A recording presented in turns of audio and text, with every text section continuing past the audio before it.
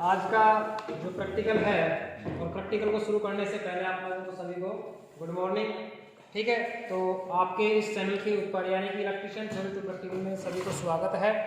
तो हम जितना प्रैक्टिकल आप लोगों को करवा रहे हैं, उसी प्रैक्टिकल में से जो प्रैक्टिकल आगे चलते आ रहे हैं, उन सभी प्रैक्टिकलों में से आज का जो प्रैक्टिकल है, आज का वेरिएक ट्रांसफार्मर, जिसको हम ऑटो ट्रांसफार्मर भी बोला जाता है। देखिए, ये वेरिएक ट्रांसफार्मर या ऑटो ट्रांसफार्मर किस प्रकार से काम करता है, ठीक है, ये किस सिद्धांत पे काम करता है, ठीक है। तो हम इन चीजों के बारे में डिटेल से इस चीज को समझेंगे। देखिए, ऑटो ट्रांसफार्मर होता है, ठीक है। सबसे पहले हमारे पास क्या है, एक ऑटो ट्रांसफार्मर है, जिसके हमारे पास जो ट्रांसफार्मर होता है, उस ट्रांसफार्मर के अंदर क्या होता है, दो वाइंडिंग होती है, एक होती है प्राइमरी और एक होती है सेकेंडरी वाइंडिंग, ठीक है।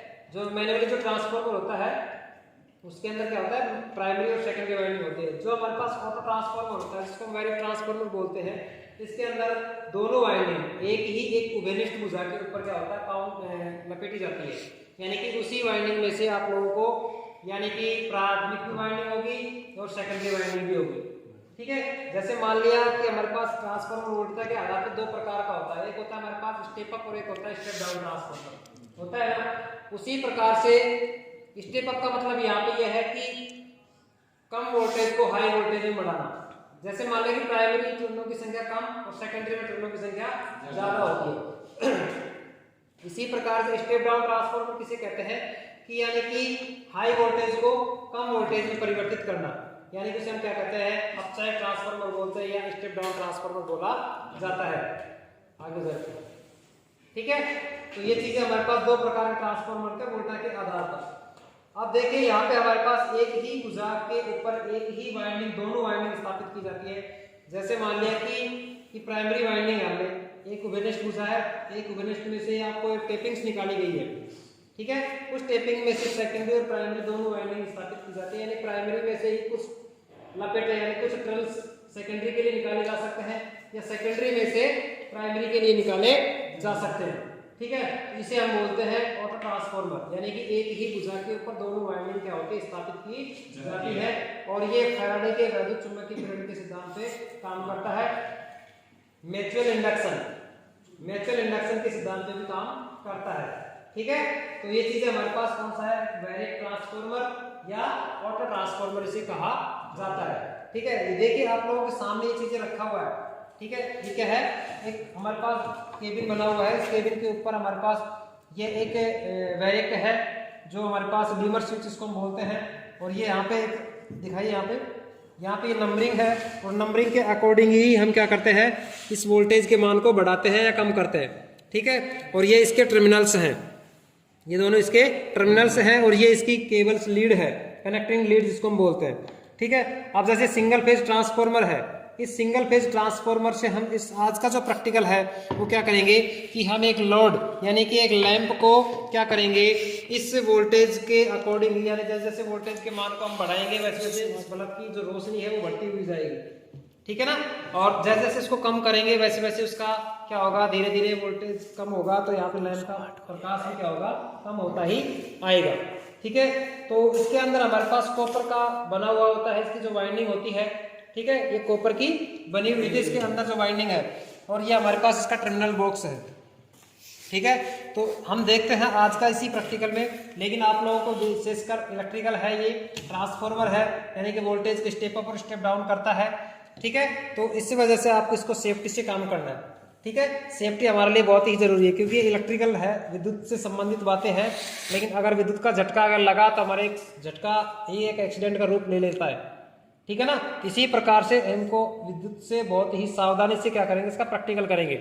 चलिए, तो आज का जो प्रैक्टिकल हम शुरू करते हैं, ठीक है। तो हमारे पास सबसे पहले ये हमारे पास कनेक्टिंग लीड है, और कनेक्टिंग लीड को हम क्या करते हैं, एसी सप्लाई के टर्मिनल्स बॉक्स पे लगाते हैं, ठीक है।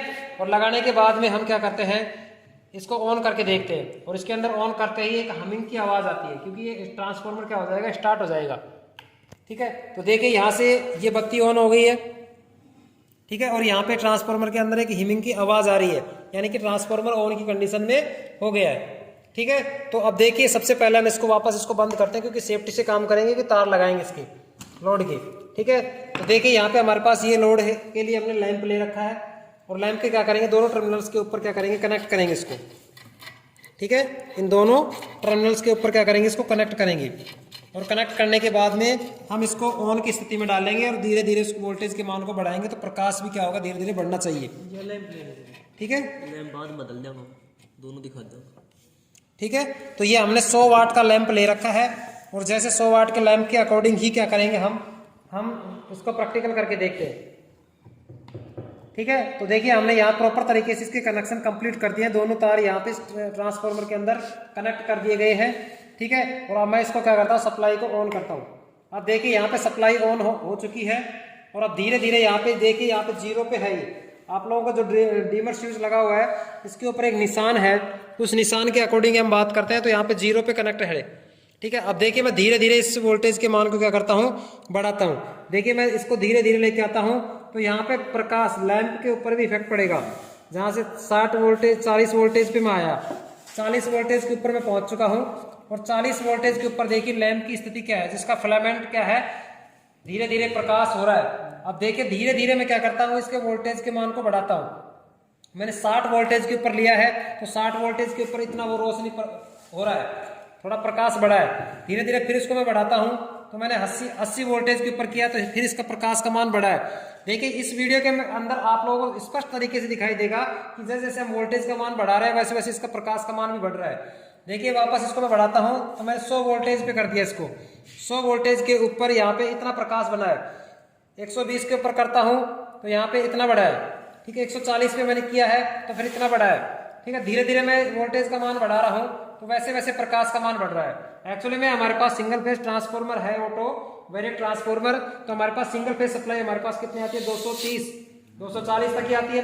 तो मैं देखना यहाँ से, अब मैं फिलहाल 180 के आसपास मैंने कर दिया है, 180 पे कर दिया है, और मैंने अब 200 के ऊपर कर दिया है। ठीक है, लैंप कितने तक मतलब सहन कर सकता है? सहन तो सिंगल फेज सप्लाई कर 200-250 से ऊपर दोगे तो फ्यूज हो जाएगा ही, वोल्टेज ज्यादा मिलेगा। 100-250 तक, 240 तक तो क्या कर लेगा, ये काम करेगा। अब मैंने प्रॉपर तरीके से 240 यहाँ पे वोल्टेज दे दिया है, और 240 वोल्ट देने से हमारे पास ये लैंप प्रॉपर तरीके से प्रकाश दे रहा है।